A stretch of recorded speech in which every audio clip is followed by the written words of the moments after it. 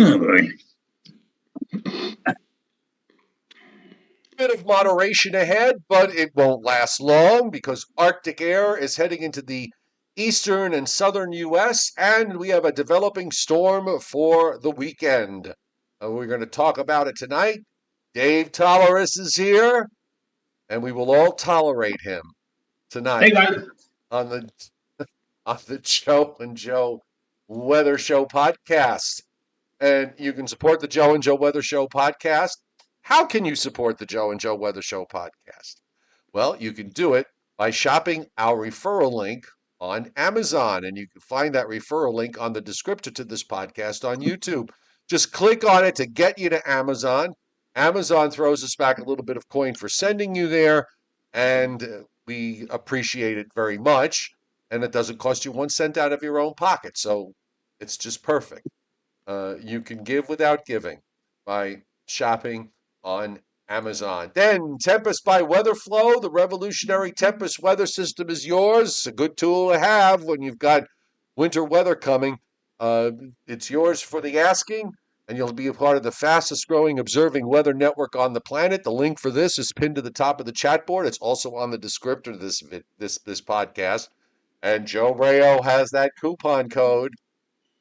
It is. Maybe we ought to change the coupon code again. Why? Something like, well, Mike, instead of just winter 2026, change it to something like boreal or frigid 2026, because over the next 6 to 10 days, that's basically what we're going to be looking at. We're going to be looking at about as cold a weather pattern as we've had in many, many years. But it's the code is winter 2026, and that will get you 10% off anything that you may wish to purchase from the good friends over at Tempest. Joe. And Joseph Carr, thank you for hitting. By the way, Joseph Carr, thank you for hitting Super Chat last night, and thank you for hitting Super Chat again tonight. Most appreciated, and appreciated your help this weekend with regards to the snow amount, putting the snow amounts on the chat board that you had. That was very helpful.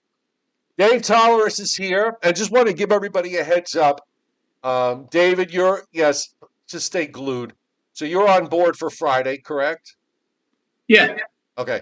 So Friday, we are going to have Dave Tolleris, Joe Rayo, and myself, of course, and Alan Casper will be on. And each of us is going to take a different area, and we're going to get into what's going to be happening with this particular storm system. So, Dave, let's get the GFS controversy out of the way. Yeah. It's the sort of thing that people who model watch and live from run to run and don't develop it as a thread, okay, must have just, absolutely just collapsed when the 12Z run came out. And when I saw it, I thought, oh my God, it looks like the one from 2 or 3 days ago where it was suppressing everything down in the Gulf states. It's like somebody took out an old tape and just ran it through. And of course, the 18Z came right back, and the ensembles at 12Z did not match the operational at all. It was much more in line with what the other models were doing. And now, of course, things are back just sort of in sync. Somebody let's just sunset that model. It's got to go. If they're not going to... I wrote a big thing about it on my Twitter page. Yeah. I said, well, somebody feels it was a vastly bad model. The problem with the GFS is that it has a history of doing it. Being a snowstorm nut that I am, okay, I have the actual models still saved from the January 1996 blizzard. Okay, I have them saved from the January 25, 2000 storm on the East Coast. I have them saved from the 2004 storms in New York. I have them saved from February 3-4 Washington, D.C. and Philly storm in 2010, the December 2009 Maryland, Virginia blizzard that we got hit. It's notorious. It's done this over the years. It's done this I have them all saved. And let me tell you, folks, okay, the GFS does this all the time. There are no exceptions. Okay, it does this all the time. And it's absolutely worthless for East Coast winter storms beyond 72 hours. Because if you are doing the news this afternoon or this evening in Washington, in Philly, in New York, in Baltimore, your forecast is either 0 from the GFS or 12 inches from the European. So if you take a consensus, you have partly cloudy, chance of a blizzard. That doesn't make any sense. Of course, no, and Okay. and you know what? It's crap. I would It's absolute crap. if it was the topic of conversation in my show, I would have on the air thrown the model out, particularly because every single other major global model you want to put it, they were all, and that's what's remarkable with this. Joe and I talked about this yesterday, right, Joe? When they're all in sync, it usually does this when we're going to have big events. They get in sync. GFS always does. Always. They get in sync, and they get in sync early, and that's what's happened here. You know, it's like the metaphor for this, what we were talking about, Joe, last night, when they're all in sync, when they all are together, it's kind of like that scene in The Wizard of Oz when Dorothy, the Tin Man, the Lion, and the Scarecrow are all hand in hand going down the yellow brick road. They know they've got a long way to go, but they're all going to be together. And basically, that's the situation with big storms like this impending system for the weekend, is that the models, well, until the GFS this morning, but I mean, the models basically have been lockstep in signaling that there's going to be something very significant for this weekend, not just a few days in advance, many days in advance. And and so the only thing that needs to be answered, and God, if I had $1 for every person who I interacted today, Joe, either online, I went to the dentist today and had the first of my 2 crowns, my permanent crown, put in. I mean, everybody at the dentist office, all the same question. So how much are we getting on Sunday? What are we going to do? How much snow? When is the snow going to begin? Everybody's got snow on their mind, and that's okay. To me, that's okay. But the thing I think should be stressed just as much at this point in time is the cold. I did a little research. I don't know what you guys think. On Saturday, I'm calling here in the lower Hudson Valley for an average high temperature, not a wind chill, but an average high temperature in the afternoon of 11 degrees. And I said, geez, when was the last time we had something that cold during the day? And I looked it up back in January of 2019, 7 years ago, we had a spell of cold weather just like that. It's been that long since we've had the kind of cold weather that we're about to be plunged into. You thought today was cold? Wait until the weekend. And Joe, down here, Saturday morning down here in Richmond, it's 10 degrees. Okay, and we get snow by sunset at 10 degrees. That doesn't happen in Central Virginia very often. Okay, that's kind of unusual. DC is 7 degrees on Saturday morning before the storm rolls in. Right. All right. That's pretty freaking amazing. And you know, the main reason I think for the differences in the models and the GFS, at least as of the 12Z run, is the fact that the 12Z guidance showed much less phasing, with the GFS leaning much of the needed energy behind across Mexico and the southern United States, while the surface system, scoots on its merry way out ahead of the energy and off the mid-Atlantic coastline. And that's probably the reason why we didn't have the snow reaching up to New York on the 12th. And let me just make one comment about this. I'm looking at the chat, and let me make one comment about this. Look, I love looking at the AI models. They're good, okay? But the AI models by themselves are still deterministic models, okay? So one of the reasons why we have ensembles is to fix the screw up that GFS does, right? Okay, because as Joe noted, the GFS ensemble was vastly different from the operational run, okay? That also applies to the operational models. The operational AI GFS, the regular AI European, they're good, but they're not as good as the ensembles at this point in time. Now, once we get closer to the event, maybe, okay, but when you're still 4.5, 5 days out, depending on your location, from the main event, you should be using ensembles. Okay, you want to look at the individual ones, great, but that the ensemble's where it's at. Okay, and at times it's just do the basic math. I mean, and you'll see how big this event's going to be, and then you do your snow ratios from that. But ensembles are really where it's at, folks. Not the operational AI. They come out fast. They're great to look at, but they're not better than the ensemble means. They aren't. We got a big audience tonight, by the way. We have almost 1,000 people on right now.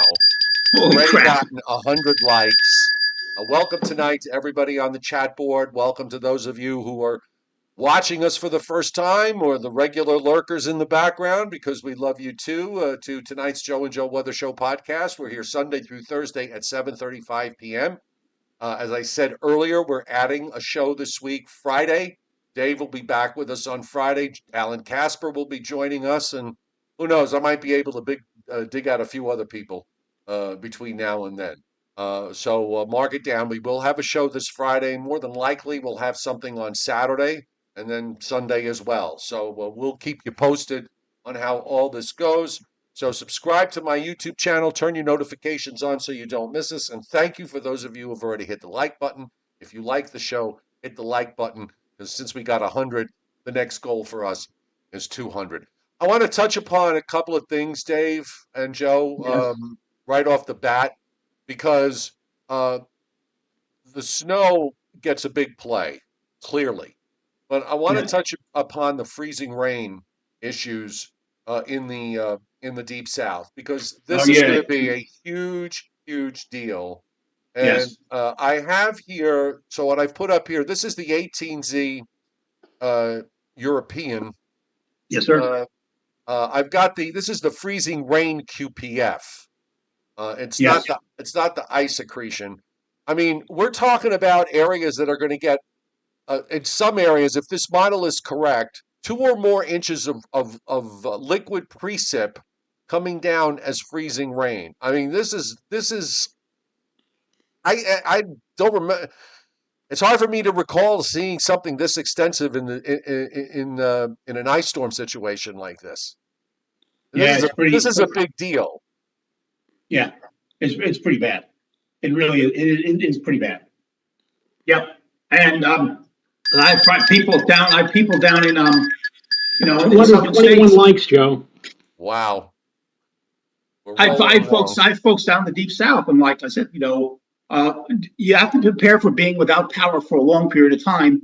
And remember, the disaster relief thing in FEMA has been kind of reduced. So I don't know how soon or how fast they're going to get back to you. So you could be without power for a really long period of time, especially in some of these rural areas.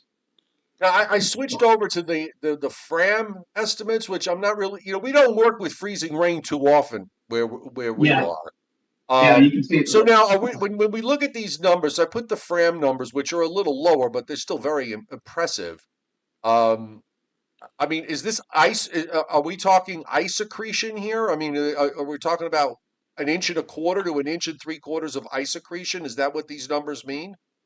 Yeah, at least somewhat. That's what it means. I mean, that's crazy. 1.75 inches of ice accretion. That's trees down. That's power lines down. If that happens. Yes. Yeah. Joe, I've often asked you over the years if you had a generator, and of course you answered in the negative, but you might want to really give a serious consideration looking at what we're looking at right now. I know, but I can't do it now. It's too late. I don't know about you two guys, but up here in Putnam Valley, and I think it was 2005, I was without power for like 4 days, and I did not have a generator, and I went through all of the wood. I have 2 fireplaces, and like I was like at wit's end what I was going to do, and then finally, just when it looked like, what am I going to do? The power finally came back, and that's when I got down on my knees and said, soon as it gets a little warmer, and I'm getting a generator, and indeed I got one. This is crazy. I can't even imagine, 1 to 2 inches of freezing rain. I mean, what is it? I am actually going to be praying for a sleet storm, which is what I'm hoping for. At least enough of a sleet storm to make it less problematic for me. But we'll see. We'll see how it goes. Yeah, you know Well, you what? hope for those thicknesses to go up, Yeah, to get more of a sleep situation. But yeah, but this is bad. This is really, you talk about the old 1-2 punch from Old Man Winter. This is it. This is about as much of a Muhammad Ali or a Joe Frazier that I've seen on the maps during the wintertime in a long time. And by the way, all of you who were with us back in late November and December and were, basically saying, oh no, it's going to be another one of those winters. It's going to be bad. Oh, we're not going to get any snow, and the snow, we're Wait, never going to see wait, snow again. Where are you people now? wait a Where, second. Somebody here in this conversation actually predicted a severe winter or a bad one. Who I was wonder who that? that. I wonder who Who that was was. that? Yes, I yes. know. Who was that? Yes, yes. Who made the argument that weak La Ninas are actually quite good and they're going to fall apart? And somebody made that You know, argument. Dave, this also goes to the long range question because here we are, January 20th. We have 11 days left in the month. It's going to be, December was below normal by a substantial amount. January is going to be below normal, probably by a substantial amount. And then comes February. And I looked at the February weeklies going into the first week of March on the European. And guess what? Below normal temperatures for each weekly period, right into the first week of March. CPC has busted again with their winter forecast 2 years in a row. They just Yeah, can't. what they do is they simply do probabilities. And the Right. scary thing about it is that they do great research. They do all this research about new stuff you can use in your seasonal and weekly forecasts, and they never use it. I don't understand it. It's crazy. They do and brilliant this may research. be this may be interpreted by some on the chat board as a political statement or a political comment. I But was hoping you let me wouldn't go just down this road, but go let me ahead. just let me just say that the folks at CPC, all of the people who work at CPC and at all branches of NOAA, probably over the last 12 to 14 months, have been so, the morale has been Yeah, so beaten sure. down by Yes, what has yes, happened yes. to these organizations, that maybe they just simply look at their data now and they just say, well, Whatever. what difference does it make? I think a little bit of that is factored in. I hope not. You might be right, Joe. You might be. It might have an impact on it. But this was to me. I got a very But strong signal. Dave, you know as well as anybody else. I mean, in all the other years when they put out their winter outlook, it came not only with maps but with long dissertations, long narrative discussions as to why and what they had Yes. predicted or projected. If you go back, and I'm sure you can on online, and look at their prediction for the winter season this year, all it was just their simple CPC maps, seasonal maps, 3-month maps for December, January, and February. There was no major discussion. There was no technical briefing as to why they went for what they went. They just simply said, "You want to see our winter forecast? Here it is." Boom, and that was it. And I said, Yeah. "Geez, that's what happened." It was, but maybe they just decide. Maybe they just don't have the manpower like they used to, or woman power that they used to have in other years. So It might be. Might be right. Let me run Yeah. through just real quick. I just want to run through the tip jar hits because we've got a few of them, and I just wanted to say thank you to Kenneth, to Howard A, to Griller C, to Brennan Cole, to Richard Bond, to Jeff Yinkst, and to Joseph Carr. Thank you all for hitting the tip jar tonight. Now I've got the upper air for this event, and Dave, I'm going to run through. This is the 18Z European model, and I'm going to run through this. This is going, I'm going to start it back. This is from over the weekend, and of course that's gone. And we've got this deep trough in the east. But I'd like your opinion here with respect to what's happening here in the upper air, because one of the things I noticed is, well, first of all, we got this specific energy is coming in that's going to drive all of this, and at the same time, you've got this big upper low approaching Lake Superior with sort of a broad bowl of bitter cold Arctic air. And I guess my question is, so the Arctic air is going to come in because you see the trough in the Northeast goes through, and now you've got all this, all this troughing that's running down from the Dakotas to Texas that's going to represent what's coming out. So how do we reconcile all this in terms of what's going on?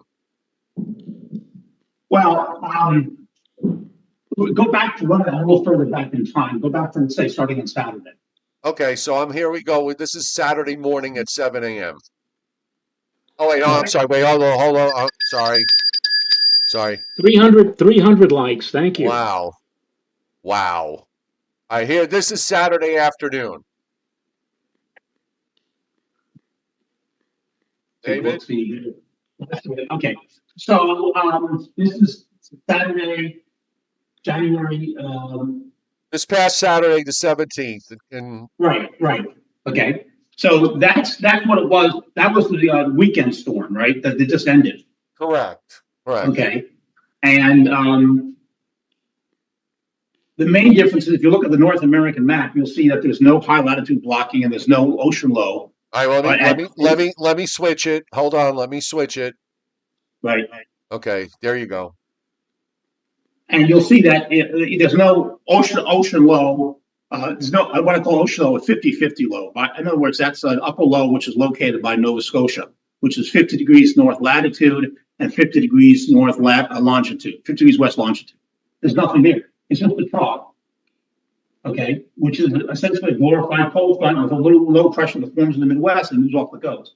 And that's not what we're going to see here at all. The polar vortex comes down starting tomorrow and Thursday and passes over Lake Superior and goes over to Newfoundland, Canada. That's what happens here over the next couple of days. Okay. You'll see it as you roll through. Here it comes. Then it drops down. You see the big dark blue spot passing north of Lake Superior. Then it goes over to Nova Scotia by Saturday, Friday and Saturday.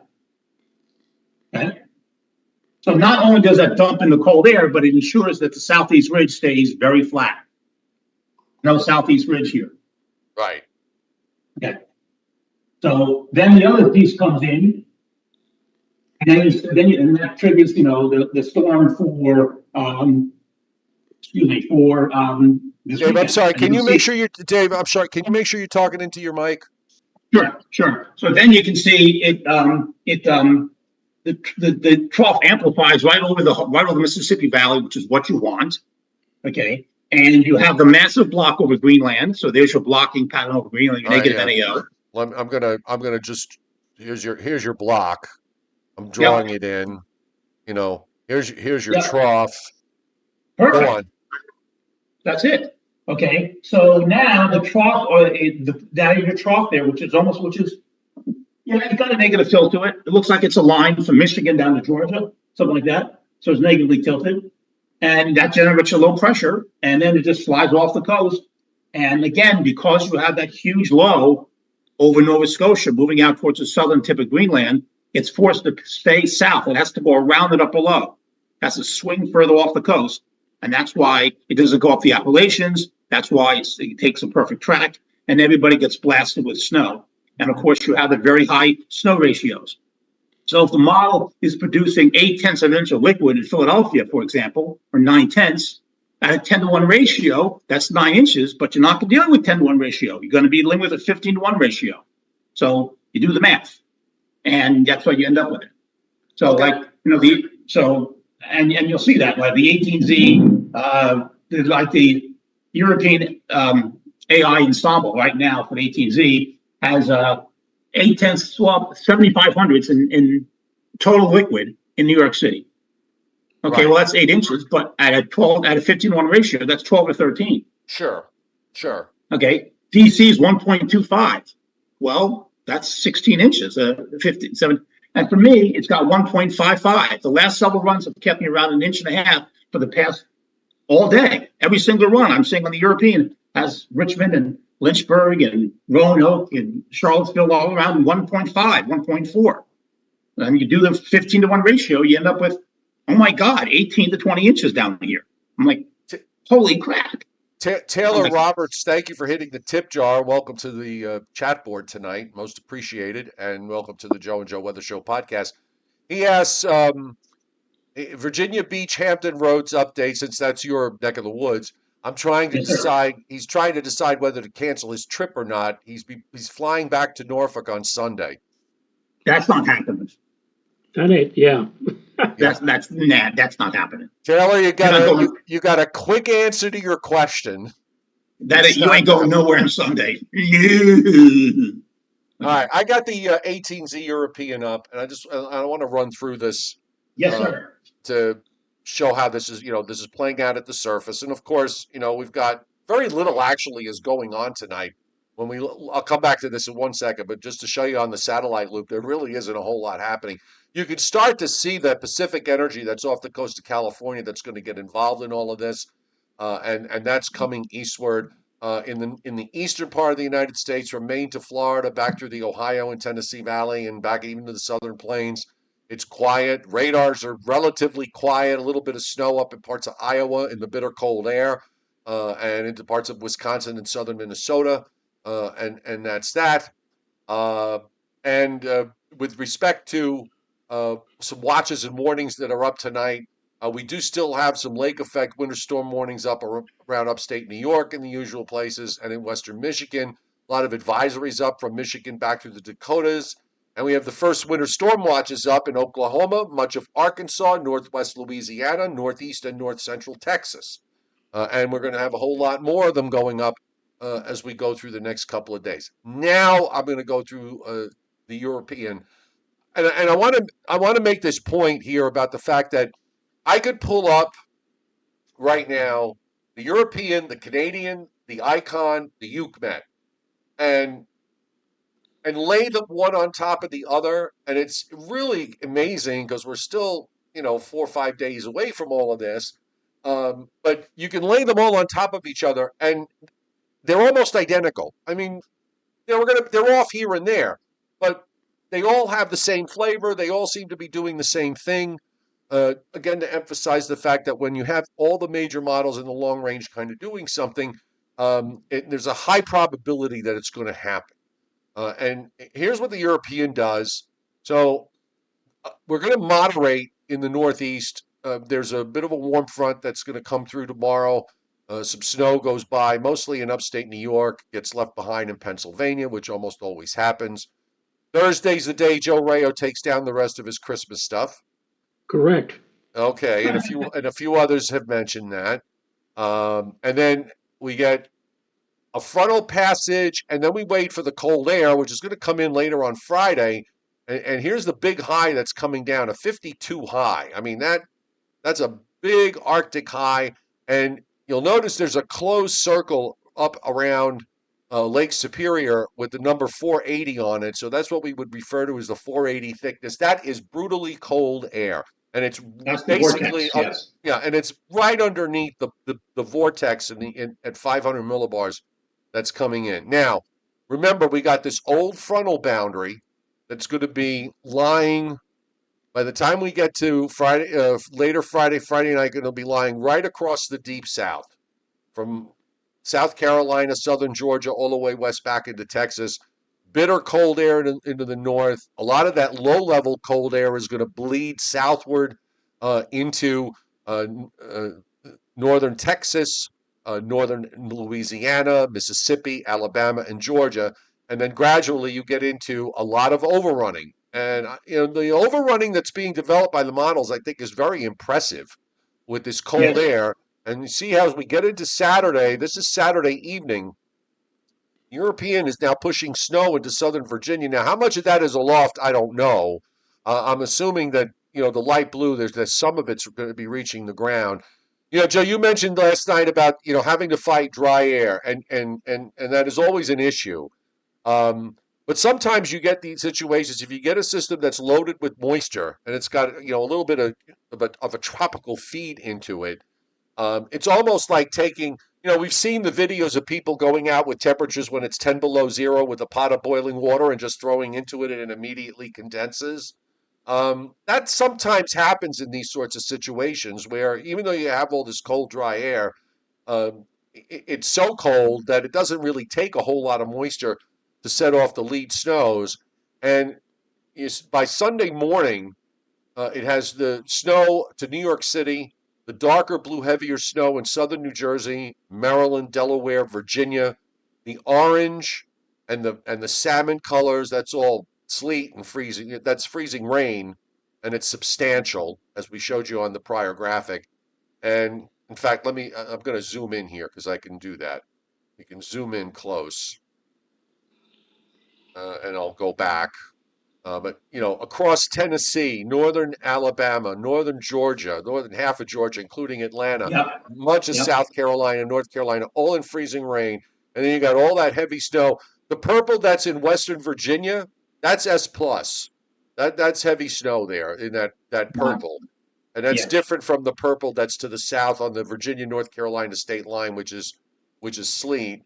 And then as we move through Sunday, this is not anything impressive.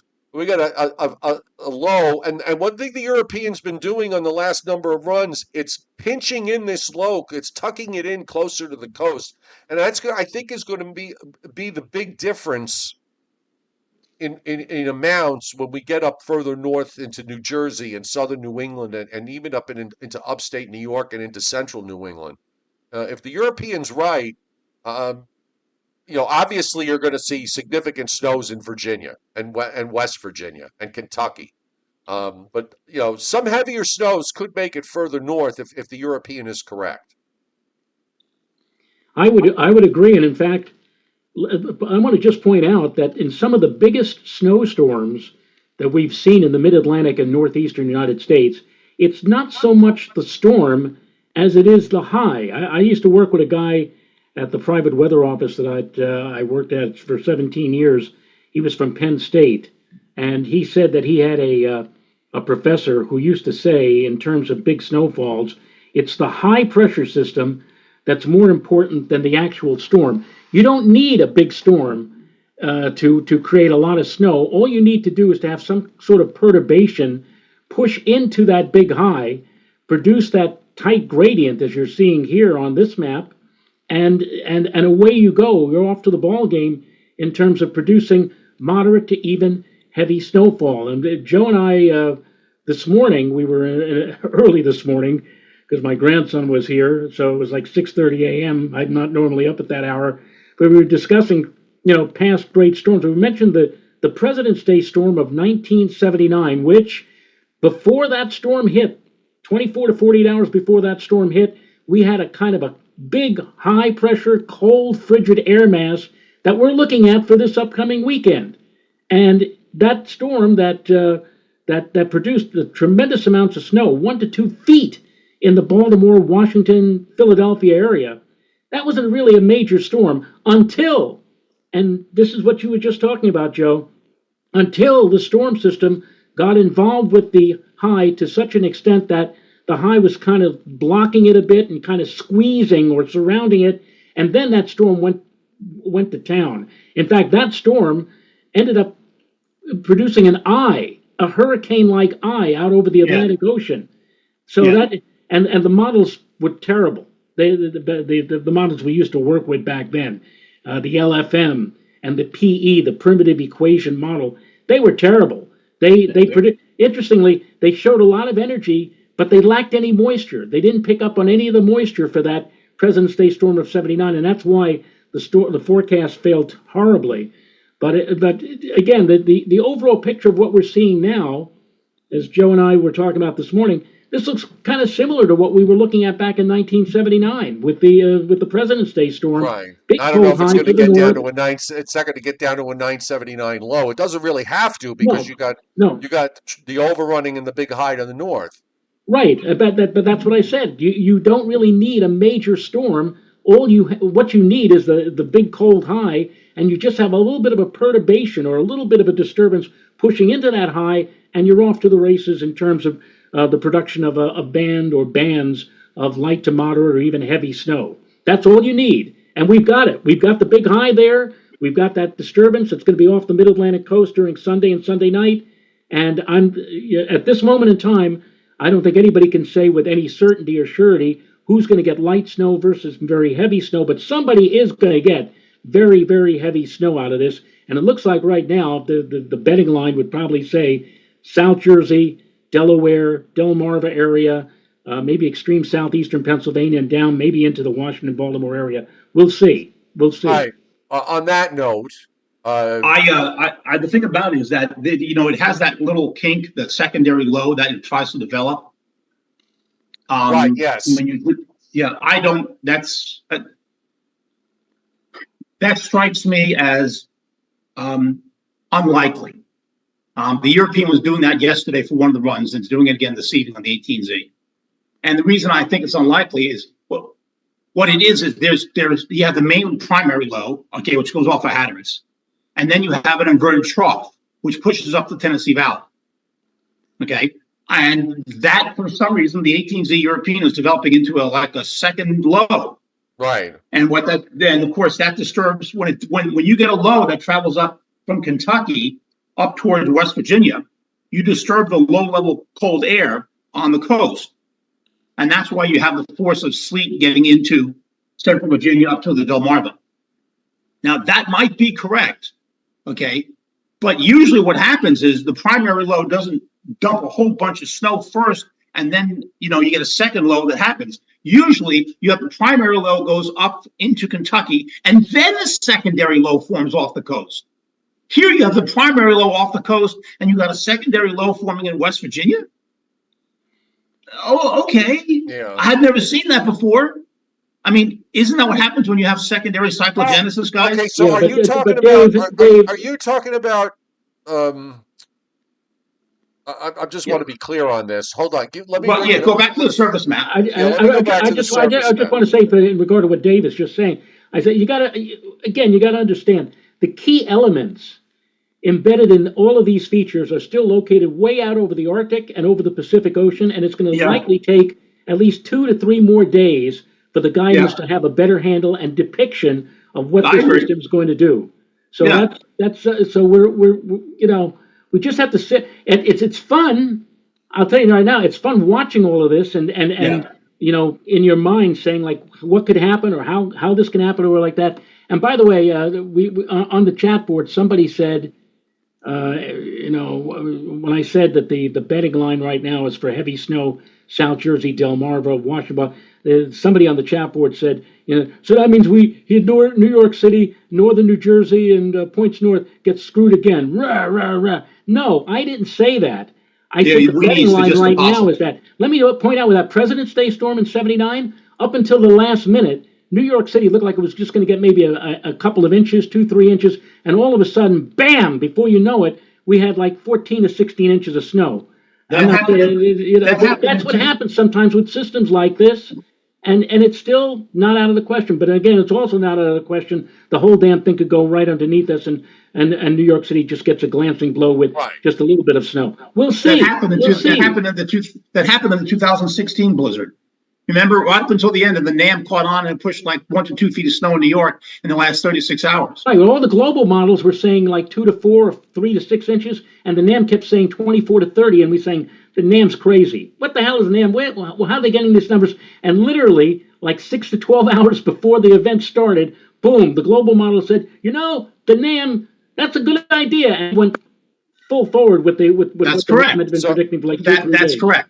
But again, Joe, if you run the model, you see what I'm talking about there. You got it on the map. I see it on the YouTube. So you're talking about right here in West Virginia? Yeah. Now, again, what I'm saying is that, okay, you look at that, you think, okay, well, that's typically what happens is the first low goes up into Kentucky, West Virginia.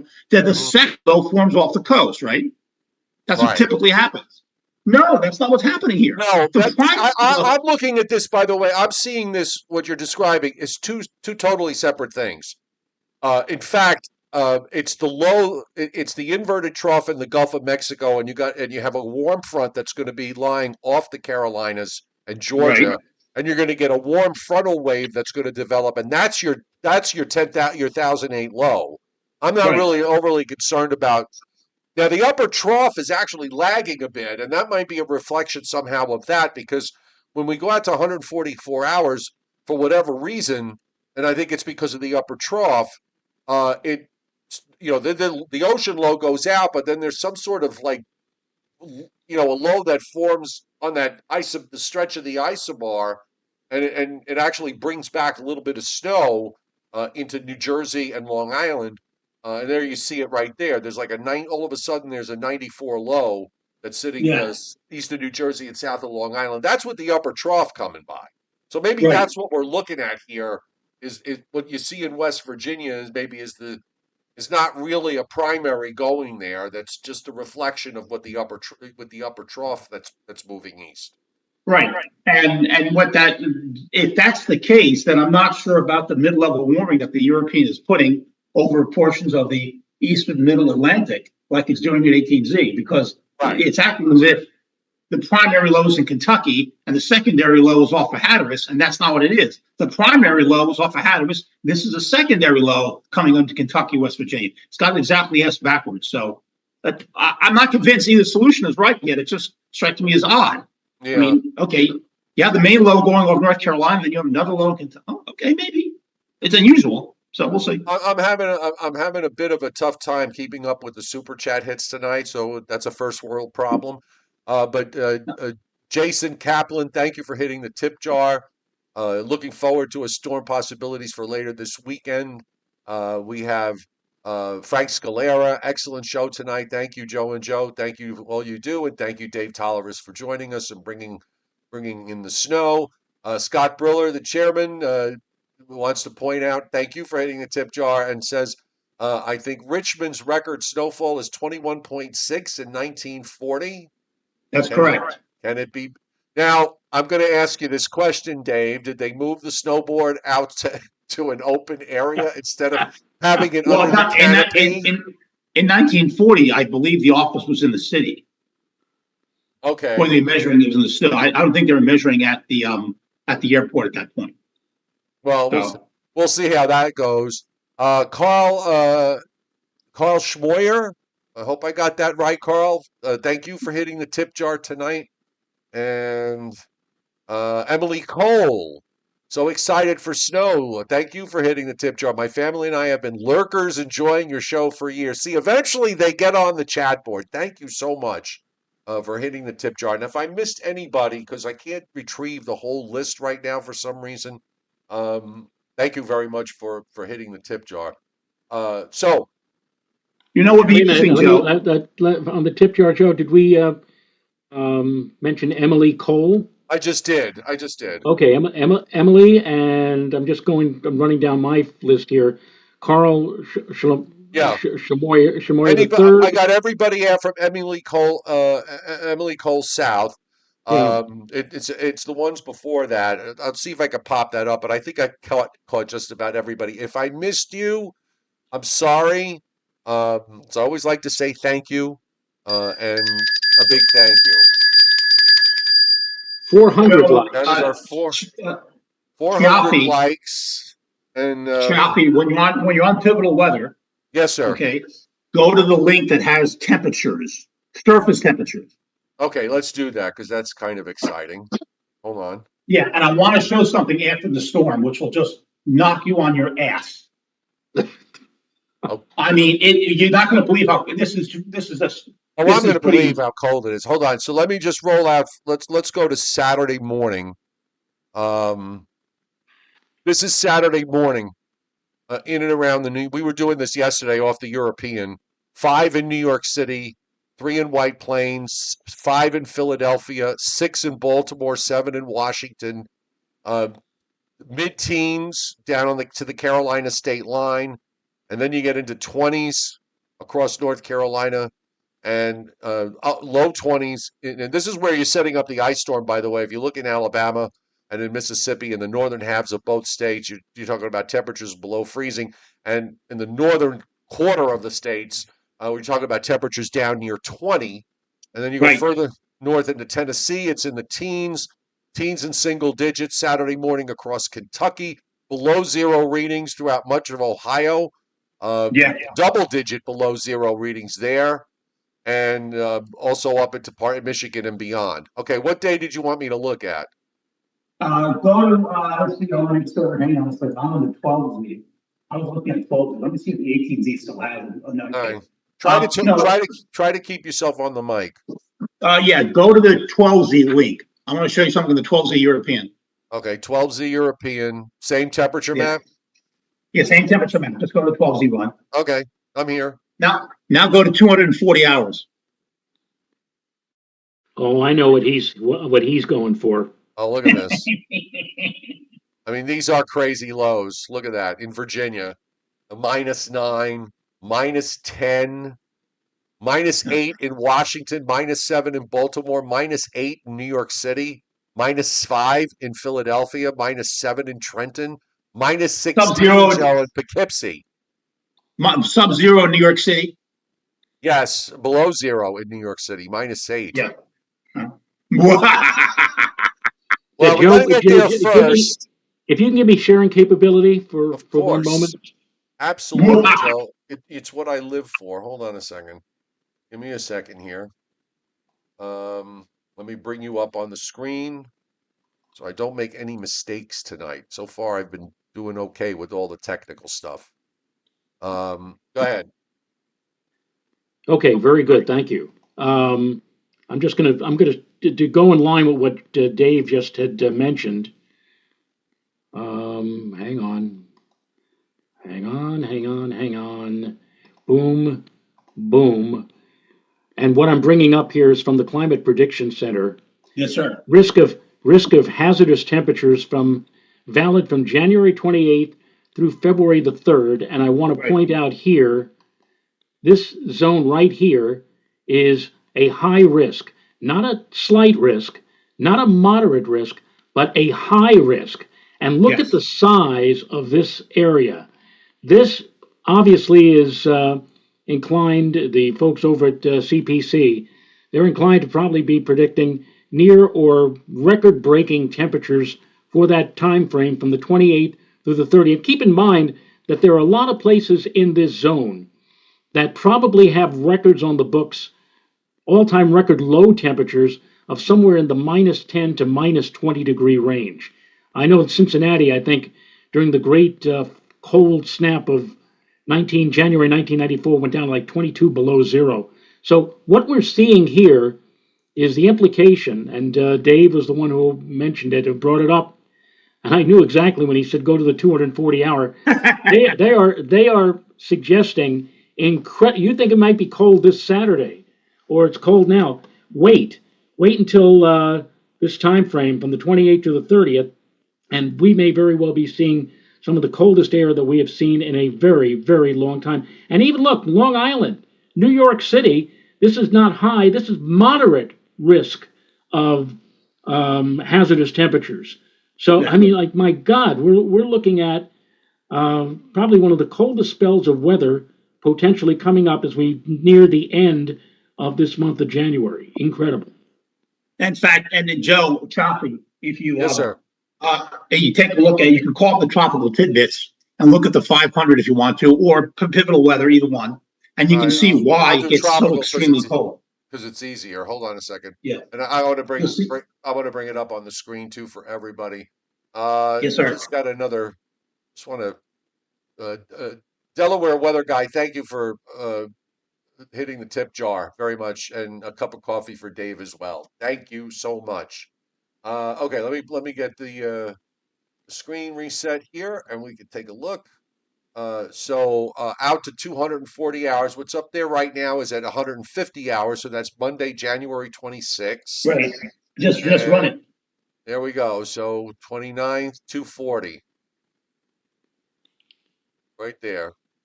And you see what happens. There's another wing that comes down, another lobe that comes out of the polar vortex, and it just and it drops. You can see it drop.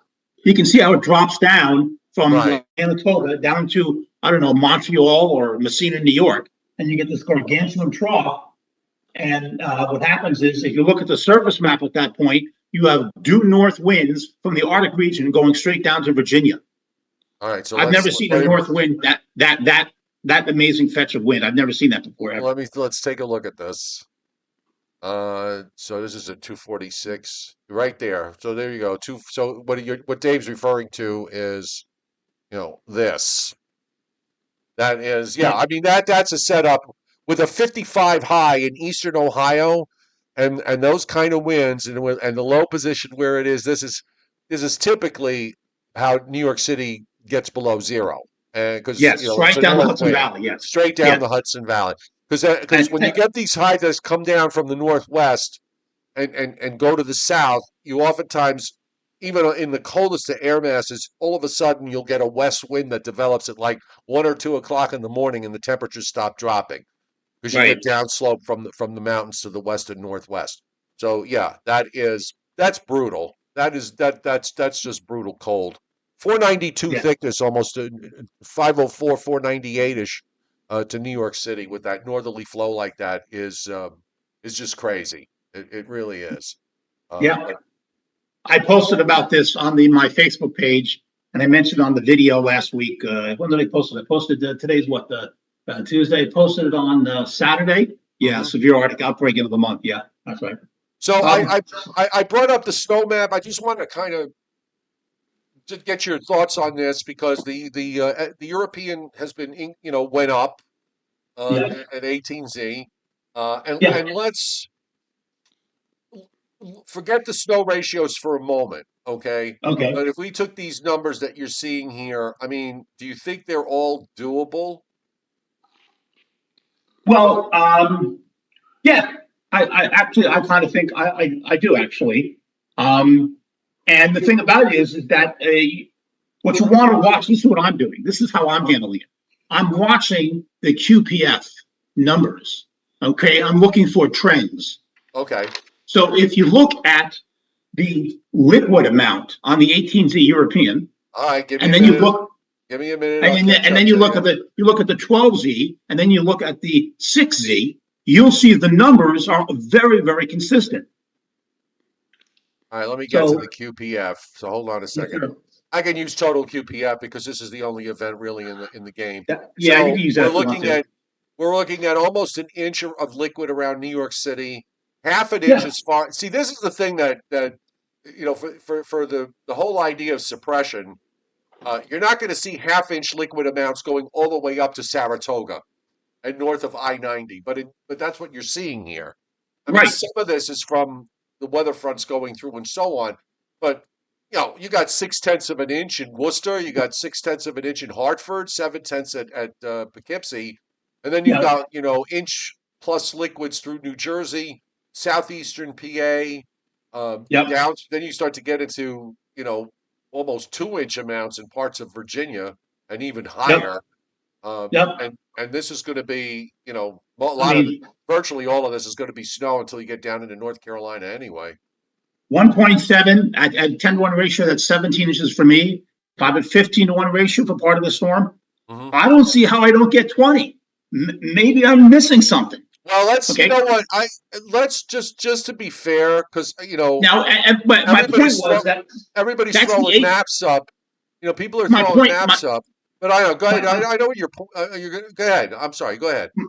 my point was if you compare that to the 12Z or the 6Z, what's happening is the numbers are creeping up because the model is seeing more moisture with the system. So, and that's leading to a lot of fighting with weather hobbyists because what's happening is they're saying, let's go moving north. I don't know if it's moving north. It's just that the shield is expanding. Yeah. Well, and also the Because, fact that how models like to make it cold, especially the GFS. It loves to overwhelm with cold air. And I think what you're seeing now is perhaps a little bit more realism in the sense that, I mean, notice for example, I put the snow amounts here up for northern Alabama, Mississippi, and Georgia. right. They've gone further north, okay, Yes. over the last couple of days. There was one run Yes. overnight that was further south, and then they've gone further north.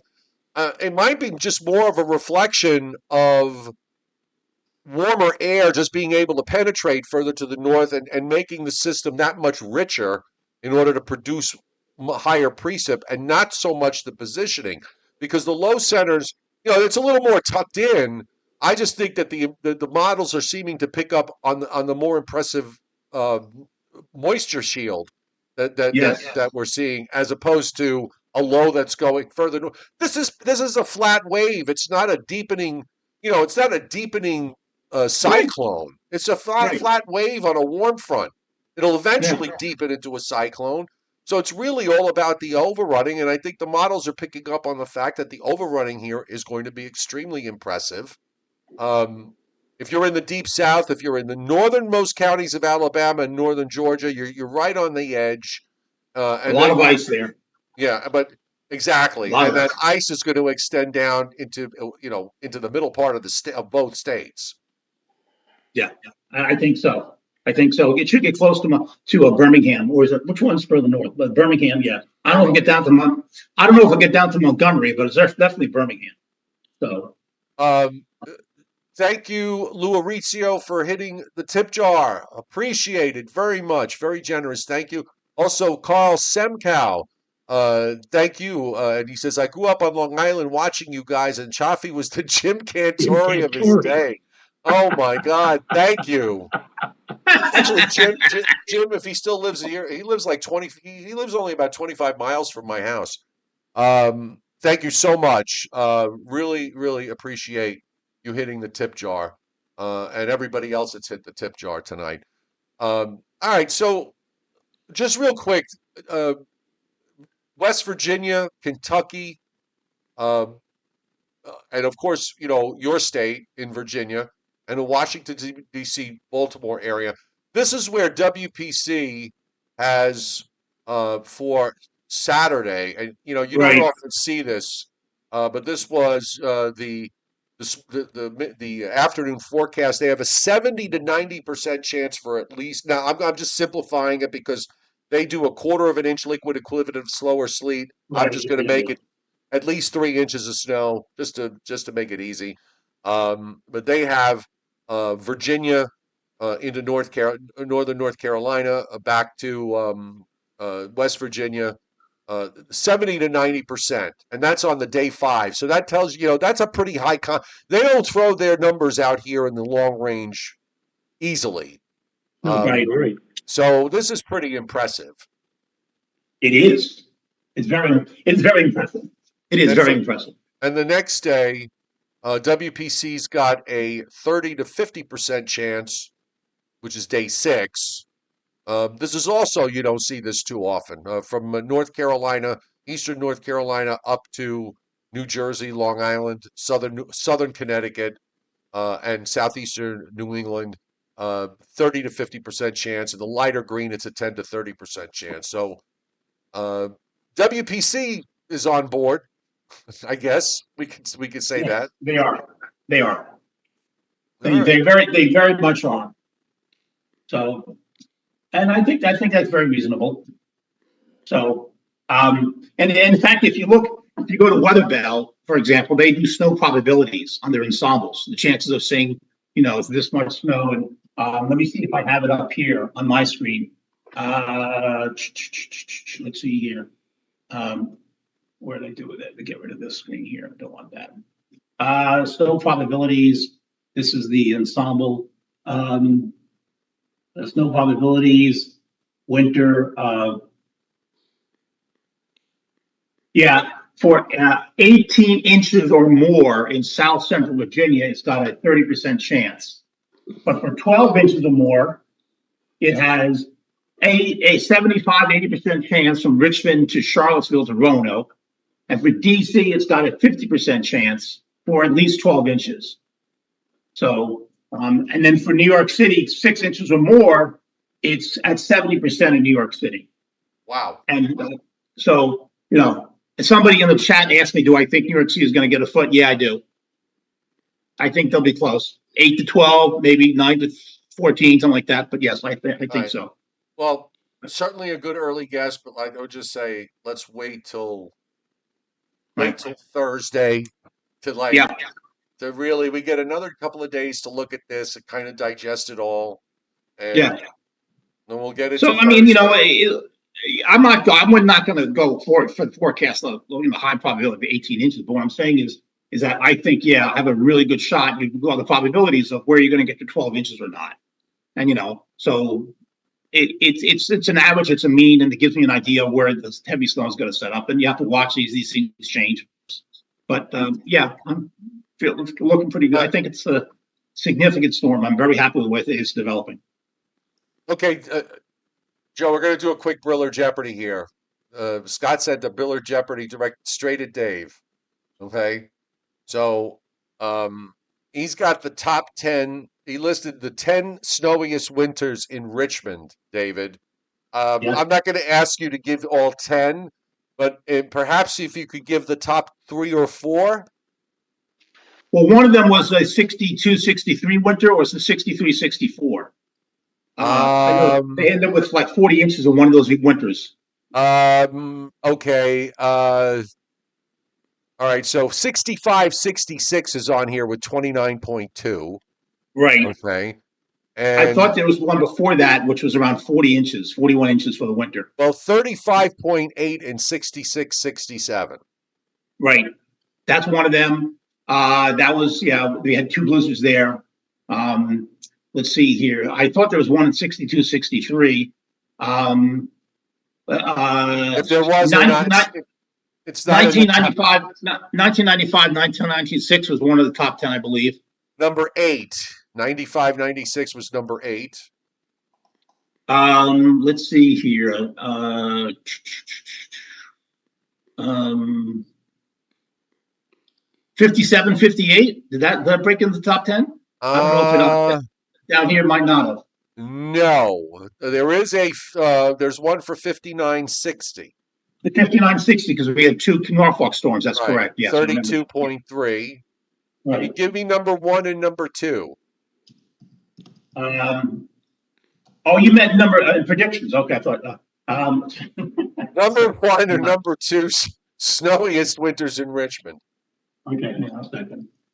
Let me take a look. See here. And we're focusing on Richmond, folks, because Dave lives in that area in Virginia. Yes, normally known as God's snowiness, but that's besides the point. Right. Okay, well, you don't have that boilerplate sticking over you anymore. No, I don't. Okay, good.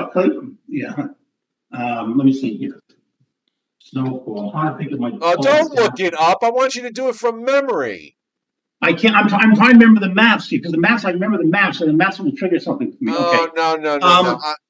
All right. So I, if you look at the data, I know there was one in the early 60s that was 41 inches. It's way above 61-62. The number 1 is number 1 at 38.9. Okay, 38.9. I know it's 40 inches. Right. That was the one I was thinking about. That's number 1. I know that. Okay. Number 2. Was it the 1909 winter or 1922 winter? No, neither. Okay. The only one that far back is number 5, which is 1898-99 with 34. Right, that was everyone. That's top 10 for everybody. That's yeah. I'm gonna give it to you now. Number 2 was 38.6 in 1979-1980. Oh yeah. And 66-67 was number 3 at 35. 3, yes. And 34.2 for 1939-40, and 34 for 1898-1899. So there you have. 3940 was our storm of record. That's a 21.7. Joe, how many likes do we have? 451. Okay. No, pardon me, 453. 453. Okay. I'm happy with that. I don't think we should hang around for 500. No, minute, it's 458 now. 458. Okay. Well, I want to just say thank you to everybody that joined us tonight. We had our Wait a minute, it's 465. You know, I feel like Ed McMahon on the old Jerry Lewis telethons. Yeah. And if we get to 500, maybe we could have a timpani and somebody could play "What the World Needs Now Is Love, Sweet Love." Joe, I'm not kidding you. It's up to 472. All right, so maybe we could get to 500. 476. Go. Well, let me just.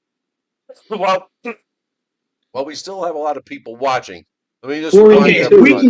If we can get to 500 likes, I will take off a piece of clothing. No. No, we better end the show now. No, let's end the show now. So anyway, so here's the deal. Joe and I will be back tomorrow night at 7:35, and we'll be back Thursday night at 7:35. Mark it down for Friday, assuming that all of this is still, going to be intact by the time we get there, and it should be, just for the most part. Dave will be here with us Friday, and Alan Casper will be here with us. Those of you in New Jersey know Alan, actually, not just New Jersey, but in the New Jersey, Connecticut tri-state area, and he's going to be joining us all four. So it should be a fun show. So mark that down. That's the plan at the moment. Okay. And David, you know what?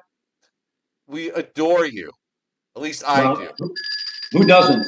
We got our 500. 500. Okay, I'm taking off my clothes, a piece of clothing. All right, good. Even lovely. Took off my sweater. Thank God. I just said it's one piece. Come on. I'm not an Yes. idiot. All right. Okay. Time to say goodnight. Thank you very much for joining us tonight. We'll see you on Friday. And for everybody watching, thank you for being here, and for all the new people and the folks on the chat board and everybody that hit the tip jar. Thank you so much, and we will see you tomorrow night at 7:35 p.m. Eastern Time. Bye, Bye-bye. folks. Bye-bye, folks.